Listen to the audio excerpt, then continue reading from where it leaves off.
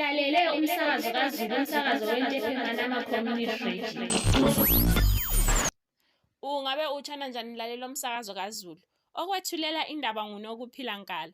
Umsakazo kaZulu ukhulumisane noMnumzana uPatrick Dube ongu-Member of Parliament weGwanda Centered Constituency.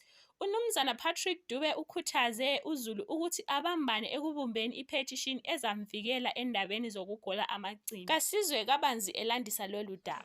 Mina nguPatrick Dube, uMember of Parliament weGwanda Centered Constituency.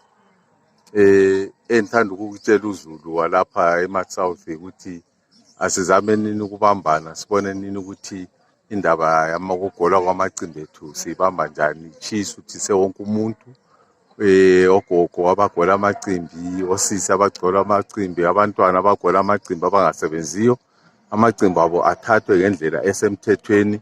Kube lalapha abantu bangagola bahambise khona ethengo okusemthethweni. Kwenziwe imithetho ezayenza ukuthi umuntu wonke obuya lapha nxa ezogola amacimbi la aqala abonane lobukhokheli besigaba soneso kumbe lilungela beseliyenziwe ukuthi khona aqale aregister khonapho engakangeni egangeni ukuyobamba amacimbi.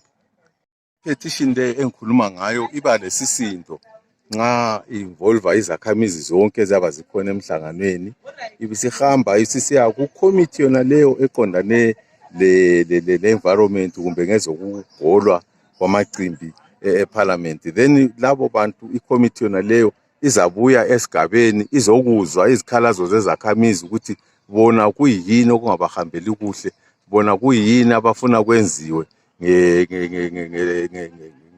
ngendaba yona leyo kubamba kwamacimbi. Njalo ipetition ebhalwa ngumuntu oyedwa ayilasisindo, iyaphuza ngale ukuthi khona ikhangelwe. Kodwa nxa ibhalwe nguZulu, uhulumende uyabebona ukuthi khona kufanele ayiattende njengonto eyabivele ihlukumeza abantu. Njengoba uhulumende sithi ufuna abantu bonke bahlale ngokulinganayo, imvelo le esesigabeni sabo ihambe ngendlela, ngoba nxa silandela i-devolution ukuthi khona amacimbi lawo khona ngapha kumele siwafake khonapho ukuthi ngoba akhona lo umhlubulo welizwe lawo kumele abenefit abantu abakhona ngapha.